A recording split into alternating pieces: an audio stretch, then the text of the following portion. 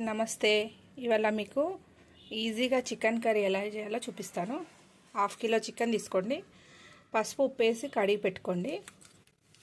ఒక 2 టమాటాలు, 2 ఉల్లిగడ్డలు, ఒక 2 పచ్చిమిర్చి, పుదీనా కొంచెం, కొత్తిమీర, అల్లం వెల్లిగడ్డ పేస్ట్ కొంచెం ఎక్కువ ఉండాలి, పెద్ద స్పూన్ అంతా.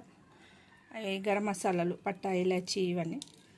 2 స్పూన్ల కారం, 1 స్పూన్ ధనియాల పొడి, 1 స్పూన్ పసుపు. ఇప్పుడు ఎలా చేద్దామో చూద్దాం.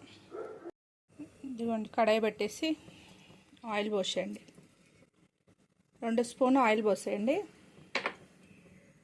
ఇప్పుడు ఆనియన్స్ వేసేయండి. ఆనియన్స్, పచ్చిమిర్చి ఒకసారి వేసేయండి. ఆనియన్స్, పచ్చిమిర్చి, ఇలానే మసాలా ఉన్నాయండి, ఇలాచి, పట్టా, ఇవన్నీ వేసేయండి. ఆనియన్స్లోనే అప్పుడే మీ ఫ్లేవర్ అనేది బాగుంటుంది. బాగా బ్రౌన్ కలర్ అయ్యే వరకు ఫ్రై చేయండి ఆనియన్స్. ఇట్లా బ్రౌన్ అయినాక పుదీనా వేసేయండి. ఇలా పుదీనా వేసేసి దీంట్లోనే పసుపు వేయండి. పసుపు, అల్లం వెల్లిగడ్డ పేస్ట్ వేసేయండి. వేసేసి బాగా కలపండి. కొంచెం బ్రౌన్ కావాలి. బ్రౌన్ అయితేనే ఆనియన్స్ టేస్ట్ ఉంటుంది సరే. ఇలా అయిపోయాక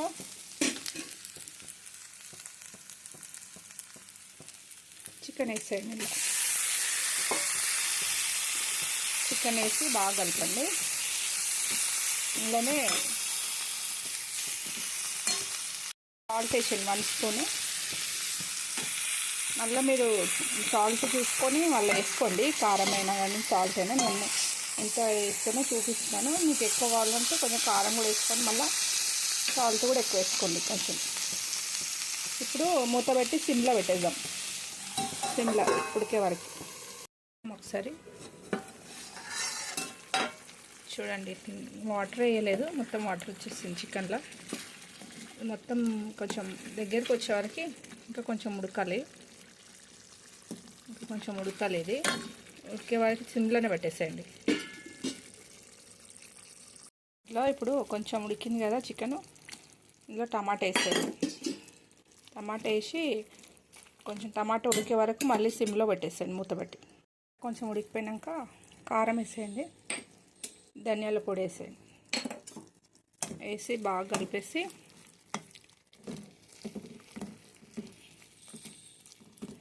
కొంచెంసేపు మళ్ళీ మూత పెట్టేసి సిమ్లో పెట్టేసేయండి.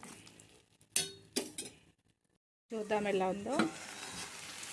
చూడండి, వేడి చికెన్ కర్రీ రెడీ అయిపోయింది. కొత్తిమీర వేసేసి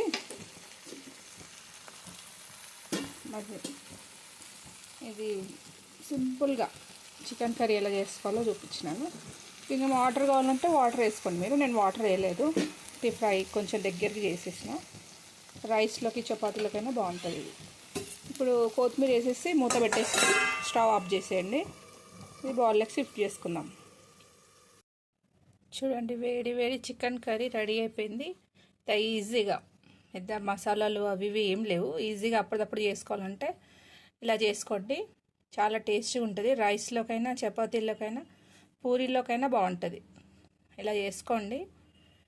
నచ్చినట్టయితే లైక్ చేయండి, సబ్స్క్రైబ్ చేయండి, కామెంట్ చేయండి, బెల్ కొట్టండి. Thank you.